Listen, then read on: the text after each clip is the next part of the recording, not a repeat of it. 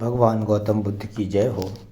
आज हम सभी त्रिपिटक के सुत्त पिटक के दीघ निकाय का भाग 1 का महासिहनाथ सुत्त का वाचन करेंगे और भगवान बुद्ध की वाणी को समझने का प्रयास करेंगे।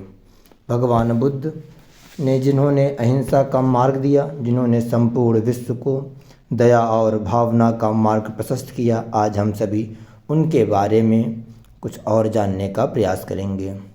एक समय भगवान उरुंजा के पास कर्णक नाम के मृगदेव में विहार करते थे। उस समय अचेल कश्यप ने उनके पास जाकर पूछा, क्या यह सही है कि आप सभी प्रकार के तपश्चर्या की निंदा करते हैं और कठोर तपस्या को अनुचित बतलाते हैं? इस पर भगवान ने बड़े प्रेम भाव से कहा कि ऐसा कहने वाले मेरे बारे में ठीक से नहीं कहते हैं। मैं कठोर जीवन बिताने वाले और कम कठोर जीवन बिताने वाले दोनों प्रकार के तपस्वियों को गति को जानता हूँ। शरीर छोड़ने के पश्चात इनमें से नरक में मैं भी पैदा होते हैं, स्वर्ग में भी, अतः मैं सभी की निंदा कैसे कर सकता हूँ? जो कोई आर्य अष्टांगिक मार्ग का अनुसरण करेगा वह कहने ही लगेगा कि श्रवण गौतम समायोजित बात बोलने वाला, सच्ची बात बोलने वाला, सार्थक बात बोलने वाला, धर्म की बात बोलने वाला, विनय की बात बोलने वाला है। तब अचेल कश्यप ने कहा कि अनेक श्रमणों और ब्राह्मणों के तप ऐसे होते हैं जैसे नग्न रहना, आचार विचार छोड़ देना, व्रत करना, भिक्षा व खान पान के बारे में तरह तरह के मापदंड अपनाना, बाहरी वेशभूषा, उठने बैठने सोने के तौर तरीके इत्यादि। यह सुनकर भगवान ने कहा कि इस प्रकार का तप करने वाला व्यक्ति शील संपत्ति, चित्त संपत्ति और प्रज्ञा संपत्ति की भावना नहीं कर सकता है और ना ही इनका साक्षात्कार कर सकता है। वह श्रामण्य और ब्राह्मण्य से दूर रह जाता है। श्रमण अथवा ब्राह्मण तो वही कहलाता है जो वैर और द्रोह रहित हो, कर मैत्री भावना करता है और चित्तमलों का क्षय हो जाने से निर्मल चित्त की मुक्ति और प्रज्ञा द्वारा मुक्ति को इसी जन्म में स्वयं जानकर साक्षात्कार कर विहार करता है।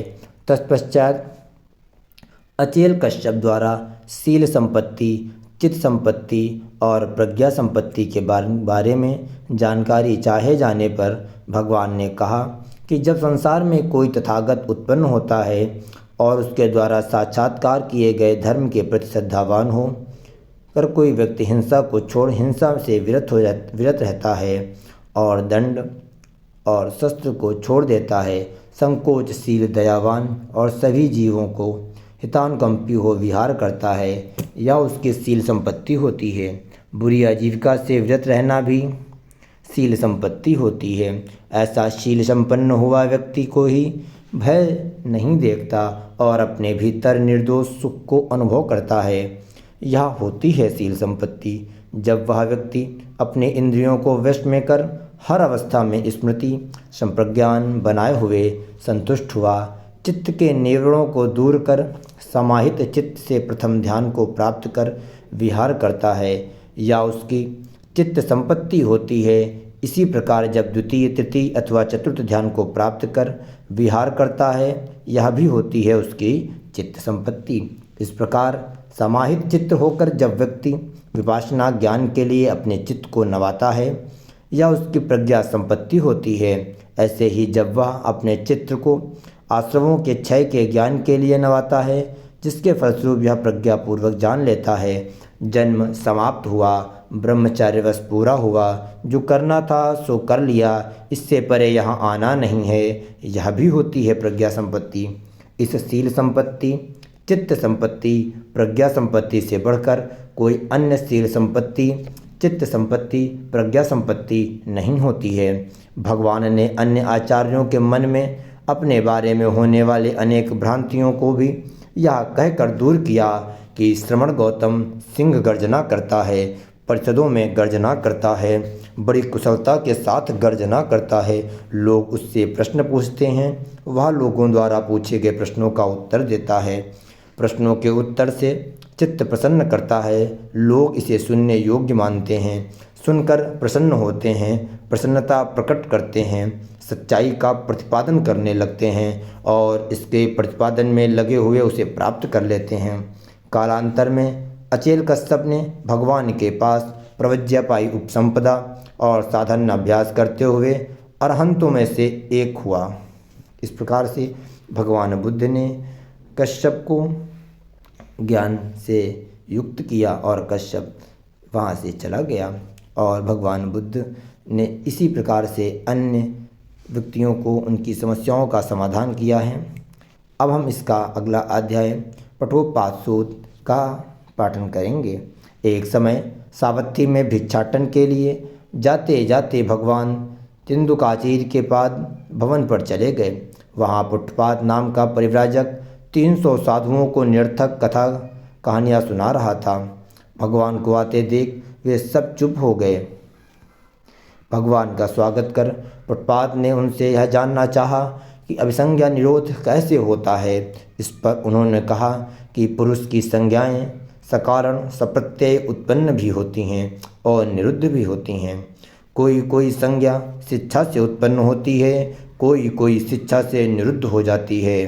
तत्पश्चात भगवान ने शिक्षा के बारे में समझाया कि जब कोई व्यक्ति तथागत द्वारा साक्षात्कार किए गए धर्म के प्रति श्रद्धावान होकर शीलों का पालन करता हुआ इंद्रिय संवर संप्रति विस्मृति संप्रज्ञान और संतोष का आश्रय लेता हुआ अपने चित्त से निवरणों को दूर कर समाहित चित्त से एक ऊंचा ध्यान करता है, तब इन ध्यानों के समय शिक्षा से उत्पन्न और निरुद्ध होने वाला संज्ञाओं की स्थिति इस प्रकार रहती है। क्योंकि साधक अपनी ही संज्ञा ग्रहण करने वाला होता है, अतः वह वहाँ से वहाँ क्रमशः श्रेष्ठ से श्रेष्ठतर संज्ञा को प्राप्त करता जाता है। उसके चिंतन न करने, अभिसंस्करण न करने से सूक्ष्म संज्ञाएं नष्ट हो जाती हैं और स्थूल संज्ञाएं उत्पन्न होती ही नहीं।